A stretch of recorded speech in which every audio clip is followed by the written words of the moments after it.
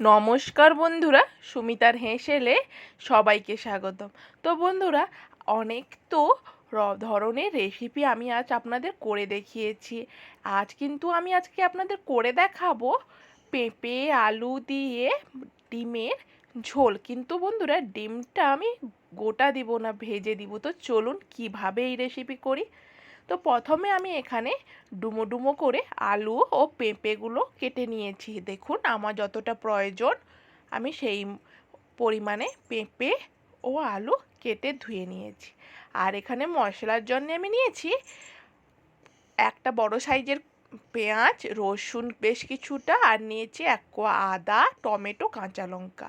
প্রথমে আমি কড়াই গরম করে তাতে আমি ডিম, আমি এখানে পরিমাণ মতো 4 থেকে 5টা ডিম হলেই আমার হয়ে যাবে। তাতে কিছুটা কাঁচা লঙ্কা, কিছুটা টমেটো কুচি, কিছুটা পেঁয়াজ কুচি, আর পরিমাণ মতো লবণ, হলুদ দিয়ে যেভাবে নর্মাল ডিম ভাজা হয় আমি ওইভাবে ডিমটা ভেজে নিব। এবং পুরো দেখুন তাওয়াটা জুড়েই আমি ডিমটা ছড়িয়ে দিয়েছি।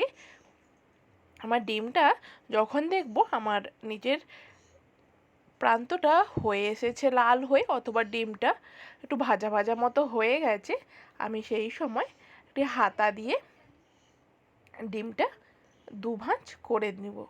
আপনারা চাইলে ছোট ছোট করেও একই পরিমাণে যেভাবে দরকার ওই কম কম পরিমাণ ডিম দিয়ে আপনি ডিম ভেজে নিতে পারেন। কিন্তু আমি এখানে ডিমটা একেবারে ভেজে পিস পিস করে কেটে নিব। আমার যটা পিস লাগবে, আপনারা চাইলে এটি একেবারে 2 পিসও করতে পারেন, অথবা ছোট ছোট যেটা বললাম ওইভাবে করতে পারেন। দেখুন বন্ধুরা, এই যে গোল ডিমটাকে একেবারে ভাঁজ করে নিলাম। ভাঁজ করেই আমি একেবারে এটিকে 3 ভাগে ভাগ করে নেব। আপনারা চাইলে 2 ভাগেও ভাগ করতে পারেন। আমি 3 ভাগে কেন ভাগ করলাম, এক পাতলা হয়েছে, ফুট এলেই যখন আমি এটিকে ঝোলে দিব, ফুট এলে কিন্তু ভেঙে যাওয়ার সম্ভাবনা থেকে থাকে, আসলে নরম হয়ে যায় ওই কারণেই। এই দেখুন আমার কিভাবে ডিমটা একেবারে লাল লালভাবে দুই প্রান্তই ভাজা হয়ে গেছে। তো এইভাবে আমি ডিমগুলো একে একে করে ভেজে নিব। এইভাবে আমি সব ডিমগুলো একে একে করে ভেজে নিব। তো বন্ধুরা, আপনারা ভাবছেন যে আমি এই ডিমগুলো কী করলাম। তো এগুলো আমি আগে একটু ভেজে রেখেছিলাম, তো দেখানোর জন্যে আমি আবার প্যানে দিয়ে দিলাম। তো ভালো করে আমি এপিট ওপিট করে দু সাইড ভেজে নিব। অনেক তো ডিম গোটা দিয়ে ডিমের ঝোল খেয়েছেন, কিন্তু বন্ধুরা এর টেস্ট কিন্তু অসাধারণ। হ্যাঁ, হয়তো একটু মশলা বেশি যায়, কিন্তু কিছু ভালো খেতে গেলে কিছু তো আপনাকে মশলা দিতেই হবে বন্ধুরা। তো তাই বলছি, এইভাবে ভেজেও কিন্তু আপনারা একবার খেতে পারেন।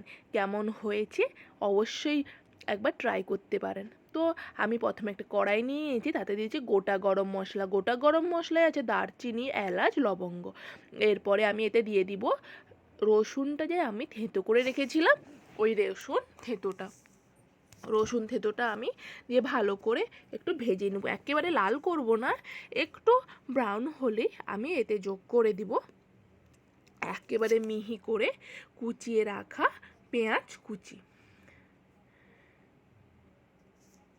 একেবারে মিহি করে আমি এই পেঁয়াজ কুচিটা বেটে হালকা হালকা বাটা কুচি বলতে পারেন, এইভাবে আমি ভালো করে কষিয়ে নিব যতক্ষণ না আমার পেঁয়াজ থেকে জলটা ছাড়ে। এইটা মাথায় রাখবেন বন্ধুরা, পেঁয়াজ থেকে যতক্ষণ না জল ছাড়ছে অথবা পেঁয়াজের জলটা যতক্ষণ না মরছে ততক্ষণ অন্য মশলা দেবেন না। তাই যাতে পেঁয়াজ থেকে জলটা তাড়াতাড়ি ছেড়ে যায় এবং পেঁয়াজটা তাড়াতাড়ি কুক হয়ে যায়, তাই আমি এখানে লবণ ও চিনি অ্যাড করলাম। লবণটা মাস্ট অ্যাড করতে হবে। এবং দিয়ে দিলাম 1 চামচ লবণ, 1 চামচ চিনি। আর এখানে ঝালের জন্যে আমি যোগ করলাম বেশ 1 চামচ লঙ্কা গুঁড়ো এবং 1/2 চামচ হলুদ গুঁড়ো। ভালো করে আমি এই সব উপকরণ একসাথে মিশিয়ে নিয়ে ভালো করে বেশ কিছুক্ষণ আমি কষিয়ে নিব। এবং বন্ধুরা, কষাতে অনেকক্ষণ হবে, কম আঁচে আমি এটা কষিয়ে নিব যতক্ষণ না আমার এই মশলা থেকে আমার তেলটা ছাড়ছে। ভালো করে কষিয়ে নেওয়ার পর আমি এতে যোগ করব কিছুটা আদা বেটে রেখেছিলাম, ওই আদা বাটাটা, এবং বেশ 5 থেকে 7 মিনিট মতো একেবারে কম আঁচে আমি মশলাটা কষিয়ে নিব। যত ঝোলের মশলা কষবে ততই কিন্তু স্বাদ দ্বিগুণ হবে। দেখুন তেল কত সুন্দর ছেড়ে দিয়েছে।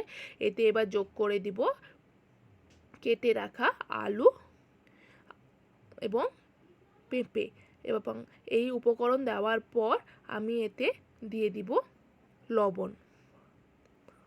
লবণটা দেওয়ার কারণ পেঁপেটা যাতে তাড়াতাড়ি কুক হয়ে যায়। দেখুন বন্ধুরা কতটা লোভনীয় কালার এসছে, তাই না বন্ধুরা? এইভাবে আলতো আলতো নাড়বো এবং একটু থেমে যাব এবং ঢাকনা দিয়ে দিব, যাতে করে মশলা থেকে তেলও ছেড়ে যাবে, মশলাটাও কুক হয়ে যাবে এবং এই পেঁপেও কুক হয়ে যাবে। দেখুন ঢাকনা খুলেই আমি দিয়ে দিব পরিমাণ মতো এবার জল। আমার কিন্তু মশলা কষানো এবং আলু পেঁপে সেদ্ধ হয়ে গেছে, তাই আমি পরিমাণ মতো জল দিয়ে দিচ্ছি এবং ভালো করে আমি একটু নাড়াচাড়া দিয়ে নিচ্ছি, যাতে জলের সঙ্গে সব কিছু উপকরণ ভালোভাবে মেখে যায় এবং ফুট আসা পর্যন্ত আমি অপেক্ষা করব। ভালোভাবে যখন ফুট আসবে তখন আমি যোগ করে দিব ভেজে রাখা ডিম। দেখুন টকবকে কিভাবে ফুটছে। এই সময় আমি যোগ করে দিব ভেজে রাখা ডিম। ডিমটা দিতে হবে ঠিক নামানোর আগে, তার আগে আমি স্বাদটা বুঝে নিয়েছি এবং এরপরে যোগ করে দিচ্ছি লাল লাল আলু পেঁপে গ্রেভির ওপর ভাজা ডিম। দেখুন বন্ধুরা কতটা লোভনীয় ডিশ লাগছে, তাই না বন্ধুরা? তো এইভাবে বাড়িতে তৈরি করুন ডিম ভেজে ঝোল। তো বন্ধুরা এই রেসিপিটি আপনাদের কেমন লাগলো আমাকে কিন্তু কমেন্ট করতে ভুলবেন না, তাই না বন্ধুরা? আর আমার ভিডিও আপনাদের কেমন লাগে সেটাও কিন্তু ভুলবেন না বলতে। তো এইভাবে গরম গরম পরিবেশন করুন পেঁপে আলু দিয়ে ডিম ভেজে ঝোল।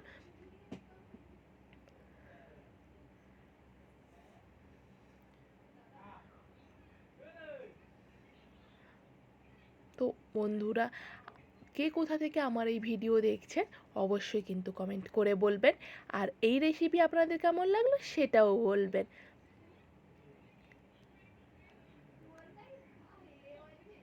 ধন্যবাদ বন্ধুরা আমার এই রেসিপিটি পুরোটা দেখার জন্যে।